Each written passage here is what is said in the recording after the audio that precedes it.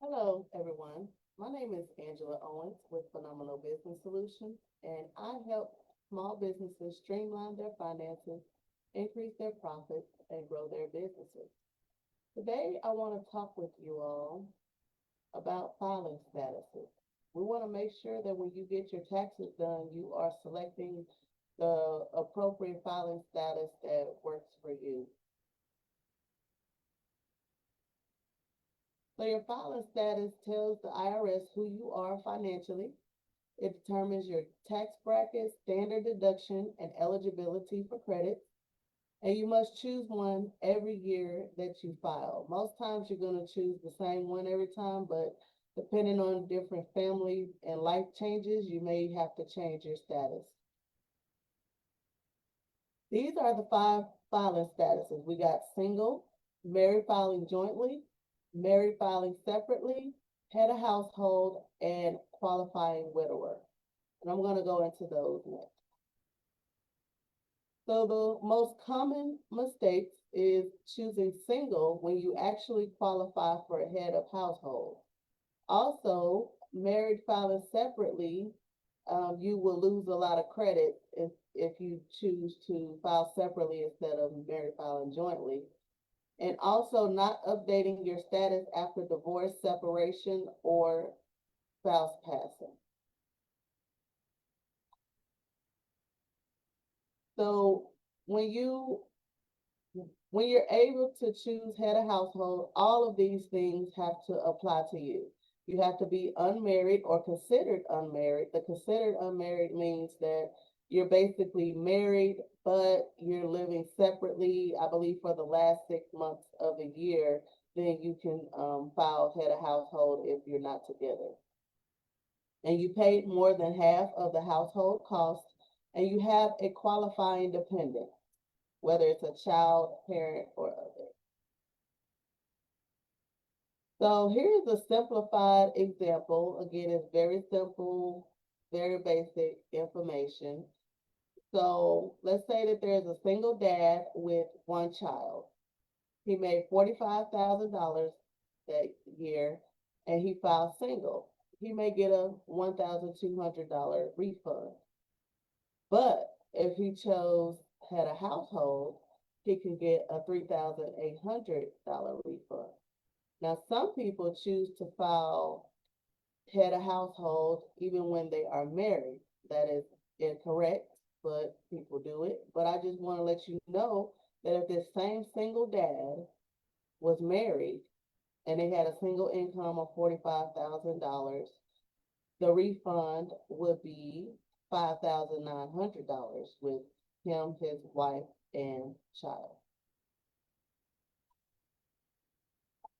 So who counts as a qualifying dependent or relative? So a qualifying child has to be all of these things. They have to be a child, your child, stepchild, sibling, or descendant. So a grandchild. The age, they have to be under 19 years old or under 24 if they are a full-time student, or they could be any age if they are disabled. And they have to live with you for over half the year, and the child did not provide more than half of their expenses, and you did not file jointly, or the child did not file jointly unless they were just trying to claim their income, I mean, their refund.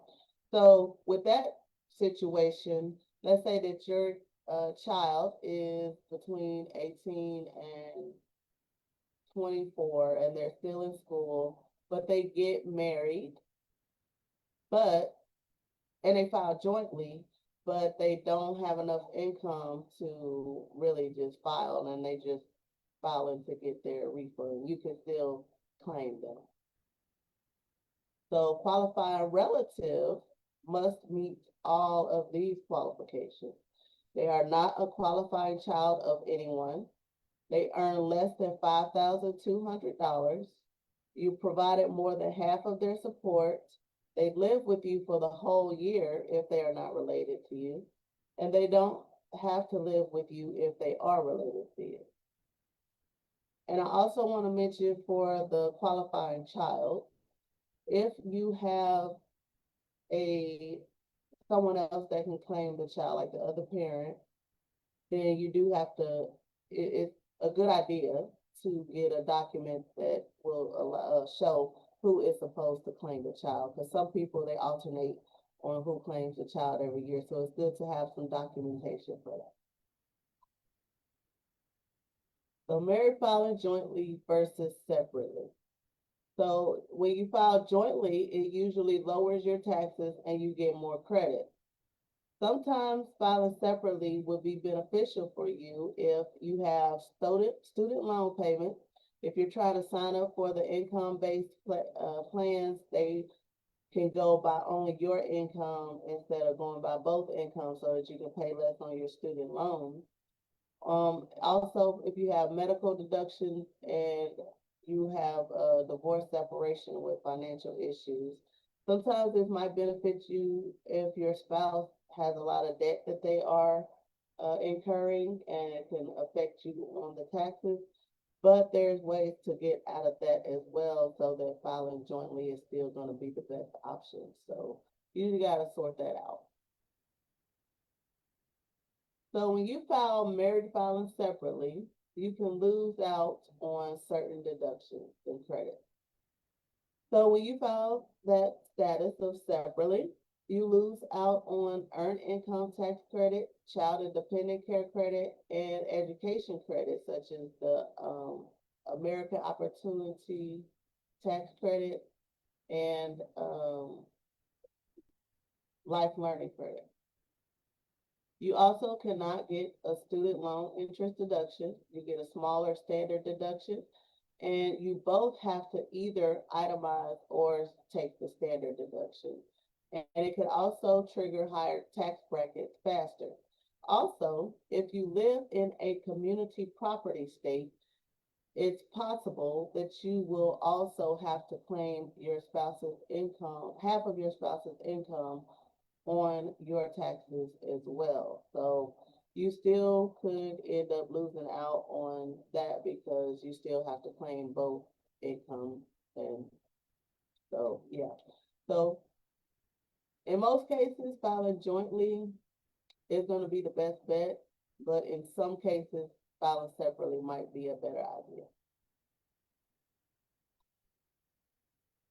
So qualifying widower. So it's available for up to 2 years after the spouse dies. You must have a dependent child, and you must have filed jointly the year your spouse had passed, and you cannot remarry, and you must pay over half the cost of maintaining your home. So this filing status is good because you can get the same deductions and tax bracket as married filing jointly, and it helps to ease the financial burden that happens after someone dies. What you should do next, look over your 2024 tax return and check and see if you chose the best status that worked with you. Do you have any kids? See if you qualify for head of household. Are you newly married or divorced? You may need to change your filing status. Not sure? Ask a pro like me. So again, I really would love to assist you with your taxes. If you have already done your 2024 taxes, I can still meet with you to have you prepared for next year because taxes can get kind of confusing. So I can talk with you. Even if you do your own taxes, it's a free meeting just to make sure that you have everything that you need to get everything done. So if you haven't already downloaded my tax organizer, you can go to pbsllc.pro/tax organizer. And to book an appointment with me, you can go to pbsllc.pro/calendar page. And make sure you follow my Facebook, Instagram, and YouTube. You can watch this video again later on YouTube. And that is all that I have for you today. So have a wonderful Tuesday and be blessed. Bye.